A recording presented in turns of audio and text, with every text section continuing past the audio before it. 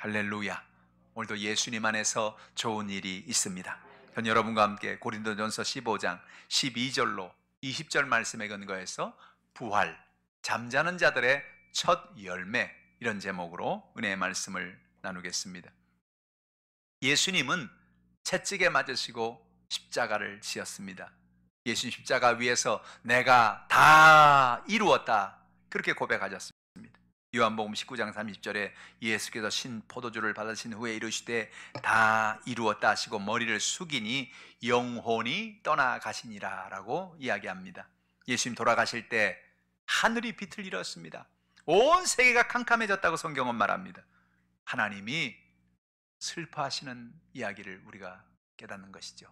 하나님 마음이 답답하고 하나님 마음이 슬픈 것을, 온 하늘의 빛을 잃어버린 것을 성경은 묘사하고 있습니다. 성소의 휘장이 찢어져서 예수님의 보혈로 말미암아 이제는 누구든지 성소로 들어가고 지성소로 들어갈 수 있는 길이 열렸음을 의미합니다. 예수님이 십자가를 지시고 난 다음에 돌아가셔서 아리마대의 사람 요셉이 예수님께 와서 그의 부자의 무덤에 예수님을 장사했습니다.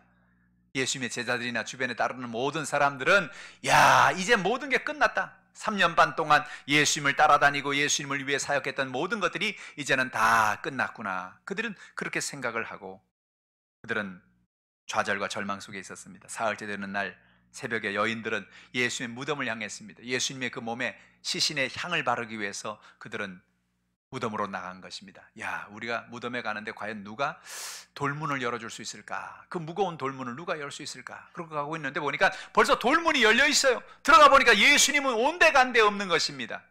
한 청년이 너희들이 예수를 찾는구나. 예수님은 부활하셨느니라 라고 고백합니다. 여인들이 깜짝 놀라서 제자들에게 달려갔습니다. 제자들이 여인의 얘기를 듣고 반은 믿고 반은 믿지 못합니다. 과연 그런 일이 있을 수 있을 것인가?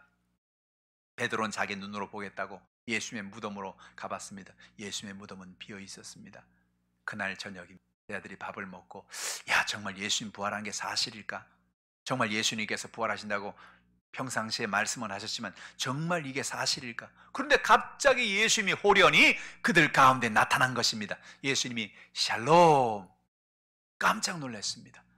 예수님이 그들에게 평안이 있을지어다 말씀하시고 예수님의 살아나신 것을 그들에게 보여주신 것입니다. 예수님은 그 이후에 40일을 그 땅에 계시면서 수많은 사람을 만나주시고 수많은 사람에게 예수님의 살아나심을 보여주고 난 다음에 40일 이후에 하늘나라로 승천하신 것입니다. 성경은 부활을 이야기합니다. 예수님의 부활은 오늘 우리에게 어떤 의미를 가질까요? 첫 번째로 예수님의 부활은 예수님이 하나님의 아들이심을 확증하는 사건인 것입니다. 마태복음 20장 19절에 예수님이 하신 말씀, 이런 말씀이 있어요. 이방인들에게 넘겨주어 그들을 조롱하며 채찍질하며 십자가에 못 박게 할 것이나 제3일에 살아나리라. 예수님은 예수님이 고난받으시고 십자가를 지시고 부활하실 것을 마치 보고 있는 것처럼 예언을 하신 것입니다. 이방인들의 손에 넘겨진다는 것입니다. 빌라도의 손에 넘겨져서 예수님은 사형의 심판을 받은 것입니다. 이방인들, 로마 병정들이 예수님을 조롱하고 채찍질할 것을 이야기하신 것입니다. 결국 십자가에 못 박아 죽을 것을 말했는데 그걸로 끝난 게 아니죠. 제3일에 내가 살아나겠다고 말씀하신 것입니다. 예수님의 부활은 하나님의 계획 가운데 있는 하나의 사건이었습니다. 예수님이 채찍에 맞고 고난을 받고 예수님이 십자가에 죽으시고 그것과 함께 예수님의 부활도 역사적인 사건이었던 것입니다. 예수님의 부활은 예수님이 하나님의 아들이심을 우리에게 보여줍니다. 로마서 1장 4절에 성결의 영으로는 죽은 자들 가운데서 부활하사 능력으로 하나님의 아들로 선포되셨으니 곧 우리 주 예수 그리스도라고 말씀하고 있는 것입니다. 예수님이 죽은 자들 가운데 부활하사 능력으로 하나님의 아들로 선포되었다는 말은 무엇입니까? 예수님이 부활하지 않았으면 하나님의 아들로 선포될 수가 없다는 것입니다. 예수님의 부활하셨기 때문에 하나님의 아들임을 확증했다고 이야기하는 것이죠. 예수님 평상시에 나와 아버지는 하나니라, 하나님을 아버지라고 부르셨어요. 예수님이 하나님의 아들이라고 말씀하셨습니다. 근데 만약에 예수님이 내가 부활한다 그렇게 말씀하신 대로 부활하지 않으면 하나님의 아들도 아니고 예수님의 모든 말은 다 거짓말일 것입니다. 예수님이 땅에 얼마나 많은 약속을 하셨어요. 너희가 내 이름으로 구하면 내가 시행하리라. 수고하고 무거운 짐진 자들아 내게 오라. 내가 너를 쉬게 하리라. 믿는 자들에게 이런 표적이 따르니 너희가 믿음으로 손을 얹고 기도하면 병든 자가 나으리라. 수많은 약속을 했습니다. 그런데 그 많은 약속을 한 약속 가운데 하나가 내가 제3일에 살아나리라는 약속입니다. 만약에 예수님이 살아나지 않았으면 앞에 한 말도 다 거짓말이죠. 예수님이 살아난 것은 예수님이 한 말이 다 사실이고 예수님이 하나님의 아들임이 사실인 것을 입증한 사건인 것입니다. 예수님의 부활은 오늘 우리에게도 부활이 있는 것을 보여주는 사건입니다. 고린도전서 15장 13절에 만일 죽은 자의 부활이 없으면 그리스도도 다시 살아나지 못하였으리라고 말씀합니다. 우리가 읽은 고린도전서 15장에는 만일 죽은 자의 부활이 없으면, 만일 죽은 자의 부활이 없으면, 만일 죽은 자의, 계속 바울은 이렇게 말합니다. 왜 이렇게 얘기합니까? 당시에 고린도 교회에 이단들이 있었어요. 신천지가 여러분 수많은 사람들에게 속이고 그들의 삶을, 가정을 깨뜨리고 연약하게 했던 것처럼 오늘 고린도 교회에도 어떤 이단이 있으냐? 부활은 없다. 그렇게 가르치는 이단이 있었습니다. 부활은 없다. 말이 그렇지 사람이 죽으면 어떻게 살아날 수 있냐? 부활은 없다. 부활을 안 가르치는 것입니다. 그래서 고린도 교회 교인들 가운데도 여기에 오염이 돼서 야, 부활이 없다는데, 부활이 없으면 예수도 부활 못했을 것이고 우리도 앞으로 부활 못할 것이고 다 끝났다, 무슨 부활이 있느냐라고 그렇게 이야기하는 사람들이 있습니다. 그래서 고린도 교회에, 고린도 전서에 바울은 편지하면서 만일 죽은 자의 부활이 없으면 그리스도도 다시 살아나지 못하느라고 이야기한 것입니다. 부활은 있다는 것입니다. 부활이 있습니다. 부활이 있기 때문에 예수님이 살아났다는 겁니다. 부활이 있기 때문에 예수님 살아났고 예수님 살아났기 때문에 우리도 부활할 거라는 거예요. 할렐루야. 예수님 만약에 부활 못했다면 우리도 부활이 없는 것이죠. 우리도 사는 것이 없는 것입니다. 오늘 예수의 부활이 그렇게 중요한 것을 깨닫는 저 여러분 되기를 주님의 이름으로 축복합니다. 두 번째로 예수님의 부활은 우리가 새로운 피조물이 되었음을 확증한 사건인 것입니다. 예수님의 십자가의 죽음은 우리의 죽음을 말합니다.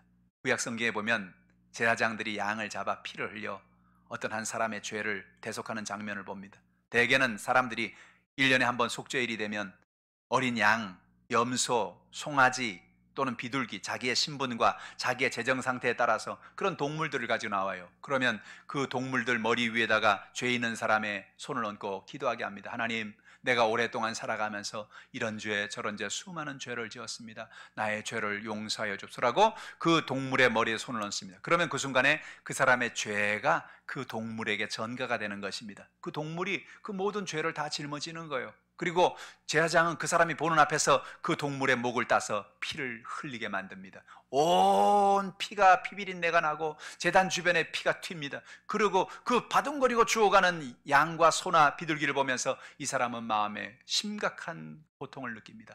야, 내 죄 때문에 저 염소가, 저 양이, 저 송아지가 죽는구나 고백하면서 다시는 죄를 짓지 말아야 되겠다. 바로 그 양의 죽음은 그 사람의 죽음을 상징적으로 보여주는 것입니다. 내가 죽어야 될 자리에 저 양이 대신 죽는구나, 피 흘리는구나를 깨닫게 하는 거죠. 예수님의 죽음은 뭘 말합니까? 예수님이 십자가에서 고통당하시고 피 흘리신 것을 뭘 말합니까? 내가 죽을 십자가에, 내가 죽을 자리에 예수님이 대신 올라가서 죽은 것을 이야기하는 것입니다. 그래서 예수님의 죽음은, 예수님은 이 땅에 오신 하나님의 어린 양이라고 말한 이유가 바로 그거예요. 어린 양이 되어 우리의 죄를 대신 짊어지시고 그가 피 흘려 죽으심으로 우리의 죄를, 우리의 문제를 해결해 주신 것입니다. 예수님이 죽음으로 우리의 죄도 죽은 것입니다. 우리의 옛사람도 죽은 것입니다. 그러나 놀라운 사실이 무엇입니까? 예수님의 부활은 우리의 새로운 생명을 말하는 것입니다. 고린도후서 5장 17절에 그런즉 누구든지 그리스도 안에 있으면 새로운 피조물이라. 이전 것은 지나갔으니 보라 새 것이 되었도다 라고 말씀하는 것입니다. 누구든지 그리스도 안에 있으면 이젠 새로운 피조물이 됐어요. 예수님과 함께 우리는 다 죽었습니다. 그러나 예수님이 사흘 만에 살아나실 때 우리도 살게 된 것입니다. 이젠 죄인이 아니요 의인이요 하나님의 은혜 가운데 하나님의 사랑받는 자녀로 살게 된 것입니다. 예수의 부활은 얼마나 놀라운 소망을 줍니까? 우리는 인생을 살면서 좌절하고 절망하고 살 때가 얼마나 많습니까? 어떤 사람은 그런 말을 해요. 목사님, 내가 다시 한번 산다면 다시 한번 태어난다면 참 내가 멋있게 한번 살아볼 수 있겠는데요. 내가 다시 한번 태어난다면 좋겠습니다. 네, 그럼 그럽니다. 성도님은 다시 태어났습니다. 아니 왜요? 성경은 말합니다. 고린도후서 5장 10절에 그런즉 누구든지 그리스도 안에 있으면 새로운 피조물이라 이전 것은 지나갔으니 보라 새 것이 되었도다. 당신은 새 사람입니다. 새 사람으로 살면 됩니다. 할렐루야. 오늘 여러분의 삶 속에 이 놀라운 진리를 깨닫기를 주님의 이름으로 축복합니다. 나는 과거에 이런 죄가 있습니다. 나는 과거에 이런 죄책감이 있습니다. 나는 이런 허물이 있습니다. 난 이런 연약함이 있습니다. 사람들은 누구든지 마음속에 죄책감과 허물과 열등감과 자의식 속에서 인생을 살아가는 것입니다. 그러나 오늘 하나님은 말합니다. 그 모든 죄의 인간, 열등감의 인간, 그 연약함의 인간은 이제는 죽었다. 너는 이제 새 사람이 되었다. 할렐루야. 오늘 여러분 새 사람으로 살아가시기를 주님의 이름으로 축복합니다. 예수의 부활과 함께 우리가 새롭게 살게 된 것입니다. 여러분 예수의 부활을 믿지 않으면 믿음 자체가 헛것이라는 거예요. 고린도전서 15장 17절에 그리스도께 다시 살아나신 일이 없으면 너희의 믿음도 헛되고 너희가 여전히 죄 가운데 있을 것이라는 것입니다. 그러므로 우리가 알아야 될 건 뭐냐? 우리가 예수의 부활을 믿어야 된다는 것입니다. 어떤 사람들은 그래요. 아니 교회는 꼭 왜 예수의 부활을 그렇게 강조하느냐? 우리가 부활하지 않았다고 얘기하면 어떠냐? 예수님이 우리를 위해 십자가에 죽은 것으로 끝나는 거 아니냐라고 이야기합니다. 그러나 그렇지 않습니다. 예수의 부활이 없으면 우리의 소망도 없는 것입니다. 예수의 부활이 없으면 우리의 믿음도 헛것이라고 성경 말합니다. 그리스도에 다시 살아나신 이 없으면 너희의 믿음도 헛것이고 너희가 여전히 죄 가운데 있을 것이다. 이거 왜 그러냐? 여러분 예수님이 뭐라 했어요? 내가 너희들의 모든 죄를 짊어지고 십자가에 죽을 것이다. 그리고 사흘 만에 부활할 것이다 그랬잖아요. 그런데 예수님이 만약에 부활한 게 아니면 그 앞에 말도 거짓말입니다. 무슨 얘기인지 아시겠어요? 예수님께서 만약에 부활한 게 아니면 내가 너희를 위해 십자가를 지고 죽을 것이다. 너의 모든 기도를 내가 응답해 줄 것이다. 너희가 부르짖으면 내가 응답해. 이 모든 말이 다 거짓말이요. 수고하고 무거운 짐진 자여 내게 오라 내가 너희를 쉬게. 이 말도 거짓말이 되는 겁니다. 그러니까 우리의 믿음이 헛것이 된다는 겁니다. 부활이 없으면. 부활해도 되고 안 되고 그 얘기가 아닙니다. 예수님이 부활이 없으면 우리의 믿음도 완전히 헛것이라는 거예요. 그러나 오늘 이 말을 이렇게 담대하게 증거할 수 있는 바울의 그 확신은 어디 있습니까? 왜냐? 그는 부활하신 예수님을 담메색 도상에서 만났기 때문에 그런 것입니다. 내가 봤다는 겁니다. 부활하신 예수를 내가 만났다는 겁니다. 예수님이 살아계시더라. 부활하셨더라. 그래서 그 예수님이 살아계셔서 내게 말씀하시고 나를 부르시고 나를 하나님의 일꾼으로 삼으셨다. 본 사람만큼 확실한 증거가 없는 것입니다. 할렐루야. 어떤 사람이 저 시골에 살다가 남대문을 갔다 왔습니다. 남대문에 가보니까 가게들이 엄청나게 많고 옷가게가 얼마나 많고 그런지. 근데 옆에 가보지도 않은 사람이 무슨 그런 말을 하느냐? 남대문에 그런 데가 어딨냐? 봤어? 나 봤거든? 나 진짜 갔다 왔거든? 할렐루야. 본 사람이 진짜요. 본 사람이. 바울이 자기가 봤잖아요. 자기가 예수의 부활하신 예수를 만났잖아요. 할렐루야. 그러니 예수의 모든 말이 사실이다. 예수의 부활을 안 믿으면 예수의 모든 것이 다 헛것이 되는 것이다. 그러니 고린도 교인들이요 부활을 믿어라 그 얘기죠. 여러분 부활을 믿으시기 바랍니다. 야, 사람이 죽었다가 어떻게 살아나겠어? 우리 마음에 그런 마음이 생길 수 있어요. 아니요, 예수님 정말 부활했습니다. 예수님 부활한 것처럼 우리도 부활할 것입니다. 그 사실을 깨닫는 여러분 되기를 주님의 이름으로 축원합니다. 셋째로 예수님의 부활은 잠자는 자의 첫 열매라고 이야기합니다. 예수님의 부활은 우리에게 놀라운 진리를 주는데 고린도전서 15장 20절 말씀입니다. 그러나 이제 그리스도께서 죽은 자 가운데서 다시 살아나사 잠자는 자들의 첫 열매가 되셨도다. 이 바울의 한마디는 아주 중요한 말을 하고 있어요. 그리스도께서 죽은 자 가운데서 다시 살아나사 잠자는 자들의 첫 열매가 되셨다라는 말은 무슨 얘기입니까? 성경은 사람이 죽는 것을 잠잔다고 얘기합니다. 예수님이 나사로가 죽었을 때에 그가 잠들었도다 라고 제자들에게 말했어요. 그 제자들이 잠자면 깨우면 되겠네요. 그렇게 생각했는데 가보니까 죽었어요. 죽은 지 나흘이 지났습니다. 예수님은 죽은 사람을 잠잔다고 말하시는 것입니다. 오늘 성경에 뭐라 말하냐? 죽은 자 가운데 살아나서 잠자는 자들의 첫 열매가 됐다는 말은 뭐냐? 예수님이 죽은 자 가운데서 처음 열매로 살아나셨다는 것입니다. 나무를 심으면, 사과나무를 심고 배나무를 심으면 반드시 그 사과나무, 배나무에서 첫 번째 열매가 맺혀집니다. 첫 번째 열매가 맺혀지는 거 보면 사람들은 아주 신기하죠. 야, 드디어 사과가 맺혀지는구나. 야, 드디어 배가 맺혀지는구나. 사람들은 그 첫 열매를 보고 이야기합니다. 이제 곧 이어서 두 번째, 세 번째, 네 번째, 다섯 번째, 100번째, 200번째 열매가 맺혀지겠구나. 할렐루야. 놀라운 사실은 예수 그리스도가 첫 열매가 되었다는 것은 우리 모두도 열매가 된다는 것입니다. 예수님이 살아났다는 것은 우리도 다 살게 된다는 것입니다. 바로 예수의 부활이 오늘 우리에게 이 놀라운 진리를 이야기하는 것입니다. 예수님은 잠자는 가운데 오늘 첫 번째 부활하셨습니다. 고린도전서 15장 22절에 아담 안에서 모든 사람이 죽은 것 같이 그리스도 안에서 모든 사람이 삶을 얻으리라. 첫 아담은 모든 인류의 저주를 가져왔습니다. 하나님 앞에 범죄함으로 모든 사람을 죄 가운데 빠뜨렸고 모든 사람이 가난과 저주와 연약함 속에 살게 만든 것입니다. 그러나 아담 한 사람이 그렇게 한 것처럼 예수 그리스도가 이 땅에 오셔서 오늘 우리를 하나님의 은혜 가운데 새로운 생명을, 새로운 삶을 허락해 주신 것입니다. 저 여러분의 삶 속에 이러한 생명 속에 살아가시기를 주님의 이름으로 축복합니다. 예수님의 부활은 오늘 우리를 거듭나게 하여 우리에게 산 소망이 있음을 이야기해 줍니다. 베드로전서 1장 3절에 우리 주 예수 그리스도의 아버지 하나님을 찬송하리로다. 그의 많으신 긍휼대로 예수 그리스도를 죽은 자 가운데서 부활하게 하심으로 말미암아 우리를 거듭나게 하사 산 소망이 있게 하셨다 그랬어요. 여러분, 오늘 예수님이 부활하심으로 여러분도 거듭나게 된 것입니다. 여러분이 죽었다가 산 거를 바로 거듭났다고 말하죠. 예수님이 십자가에 못 박혀 죽으심으로 우리도 죽었습니다. 우리의 허물, 우리의 저주, 우리의 가난, 우리 연약함도 다 죽었어요. 그러나 하나님이 오늘 우리가 예수의 부활과 함께 우리도 새롭게 살게 하신 것입니다. 그래서 우리 마음에 산 소망이 있는 것이지요.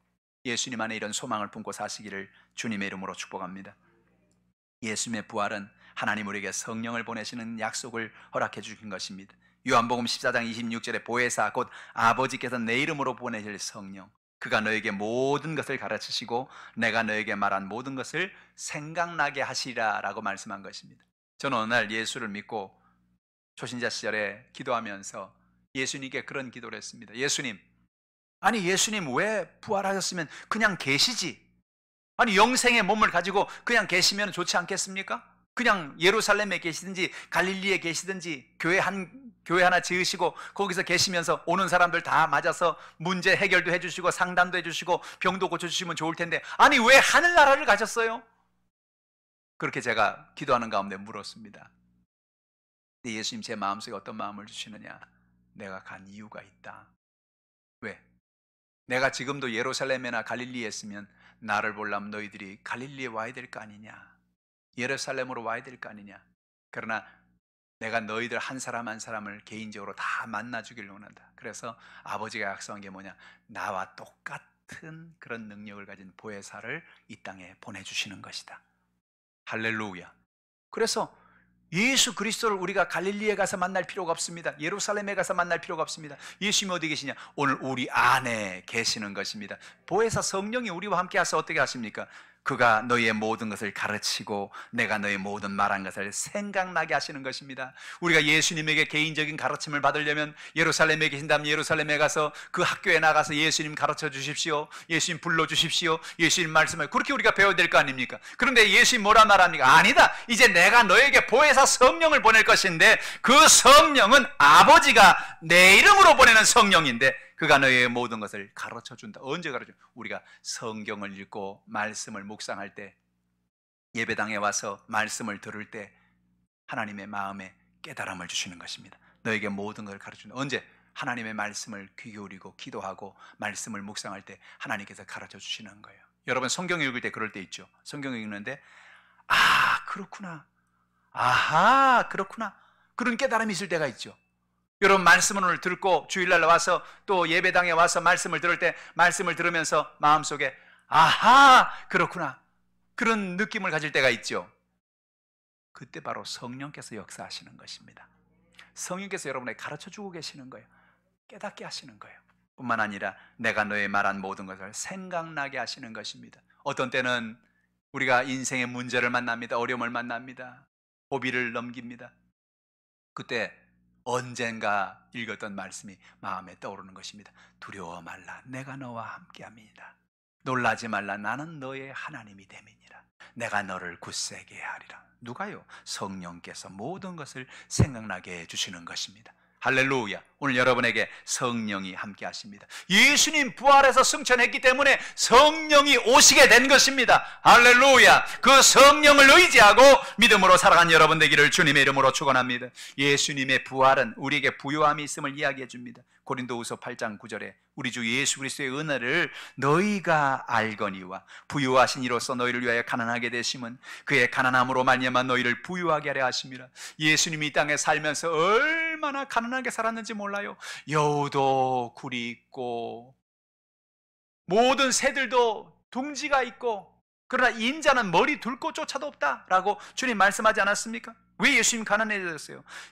부요하신 이로써 너희를 위하여 가난하게 되시면 그의 가난함으로 말미암아 너희를 부요하게 하려 하심이라. 할렐루야. 오늘 부활하신 예수님은 저 여러분에게 놀라운 선물을 주셨습니다. 그 선물이 무엇입니까? 예수 안에 주신 축복인 것입니다. 예수님 누구의? 하나님의 아들이십니다. 그러므로 누구든지 하나님 앞에 나가서 예수님의 은혜 가운데 나오면 우리의 삶의 모든 것을 채우시고 응답하시고 복을 주시는 것입니다. 마침내 복을 주려 하심이었더라. 주님이 약속하신 것처럼 오늘 여러분에게 이와 같은 놀라운 은혜를 선물로 주시는 것입니다.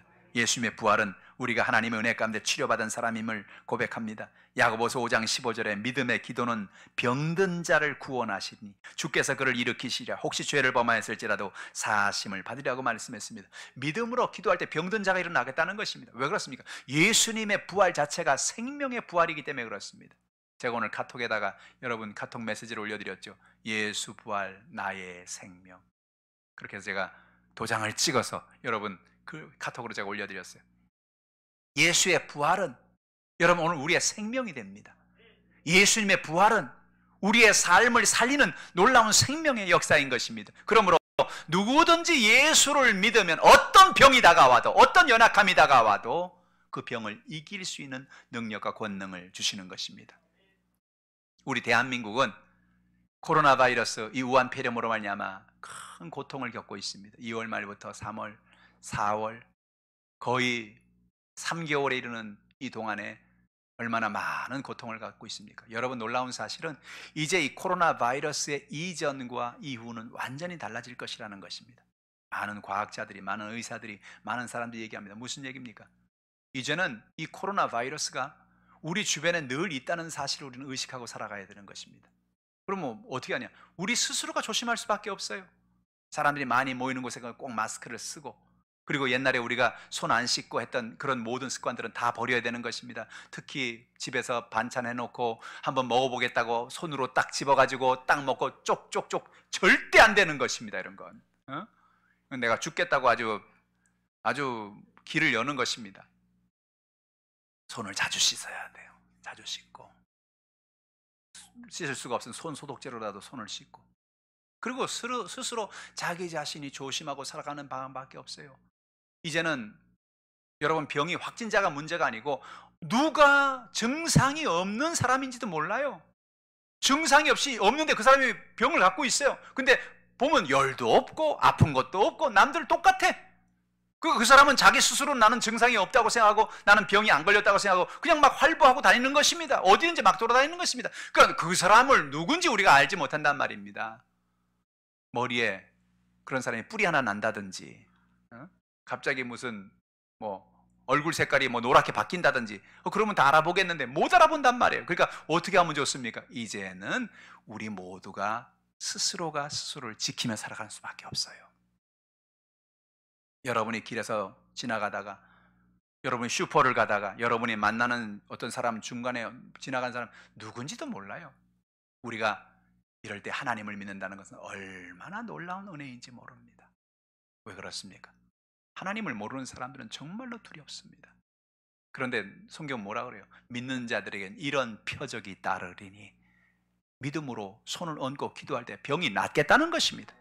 무슨 병입니까? 모든 종류의 병을 말합니다. 암으로부터 시작해서 코로나 바이러스로 시작해서 모든 종류의 병을 하나님이 치료하시겠다는 것입니다. 나는 너희를 치료하는 야훼라고 말씀하고 있는 것입니다. 믿음의 기도는 병든 자를 구원하리니. 저는 반대로 이번 이 코로나 바이러스가 지나고 난 다음에 수많은 사람들이 예수를 믿을 것을 믿습니다. 왜? 예수 안 믿고 인생을 살아간다는 게 얼마나 두려운 일이고 얼마나 공포스러운 일이고 아무도 맡길 수 없는 그 두려움을, 그 스트레스를 어떻게 감당하란 말입니까? 그러나 여러분, 예수 믿는 사람에겐 하나님이 은혜를 주셨어요. 뭐라고 말합니까? 너희가 스트레스가 있느냐? 너희가 두려움이 있느냐? 너희가 병이 있느냐? 가지고 나오라는 겁니다. 내가 너의 문제를 해결해 주겠다. 내가 너의 연약함을 붙잡아 주겠다. 모든 두려움에 자유하는 여러분 되기를 주님의 이름으로 축원합니다. 나는 너희를 치료하는 야훼라고 말씀하신 것입니다. 예수님의 부활은 예수님이 다시 오실 것을 우리에게 말해줍니다. 데살로니가서 4장 16절로 17절에 주께서 호령과 천사장의 소리와 하나님의 나팔 소리로 친히 하늘로부터 강림하시리니 그리스도 안에서 죽은 자들이 먼저 일어나고 그 후에 우리 살아남은 자들도 그들과 함께 구름 속으로 끌어올려 공중에서 주를 영접하게 하시니 그래야 우리가 항상 주와 함께 있으리라. 고린도 교회는 부활 자체를 그들이 부인했다고 한다면 데살로니가 교회는 예수님의 재림을 부인했습니다. 예수님이 뭐 다시 오시기는 뭘 다시 오셔? 하늘나라 가신 분이 왜 오셔? 그렇게 그들은 말하는 것입니다. 근데 문제가 뭡니까? 어떤 사람은 예수님이 오실 것을 기다리는 사람도 있고 어떤 사람은 안 기다리는 사람이 있는데 어떤 사람은 뭐라 말하냐? 아니 그러면 예수님 오시는 건 좋은데 예수님 오시기 전에 세상을 떠난 사람은 어떻게 됩니까? 예수님 오시면 우리가 다 공중에 예수님 만나는 건 좋은데 예수님 오시기 전에 죽은 사람은 어떻게 됩니까? 라고 그런 질문이 막 일어나는 거예요. 그래서 이 이야기를 한 겁니다. 주께서 호령과 천사장의 소리와 하나님의 나팔 소리로 친히 하늘로부터 강림하시리니 그리스도 안에서 죽은 자들이 먼저 일어나고 부활을 말하는 것입니다. 예수 그리스도 안에서 죽은 자들이 예수를 믿고 세상을 떠난 사람들이 주님이 공중 강림하실 때 먼저 일어나게 되는 것입니다. 그 후에 우리 살아남은 자들도 그들과 함께 구름 속으로 끌어올려 간다는 것입니다. 참 기가 막힌 일이 생길 것입니다. 그날 우리는 예수님이 부활한 그 몸으로 다 변화되는 거예요. 우리 몸이 신령한 몸으로 바뀌는 거예요. 그래서 우리 몸이 하늘나라로 끌려 올라가서 공중에서 주님을 영접하게 되는 놀라운 역사가 나타나게 된다는 것입니다. 오늘 예수의 부활은 사실이요, 그 예수의 부활은 우리에게 놀라운 생명을 주시는 것입니다. 예수의 부활은 예수님이 하나님의 아들 되심을 확증합니다. 그의 모든 약속과 그의 모든 말씀이 다 사실임을 증거하는 것입니다. 예수님의 약속의 말씀을 부여잡고 날마다 승리하는 여러분 되기를 주님의 이름으로 축원합니다.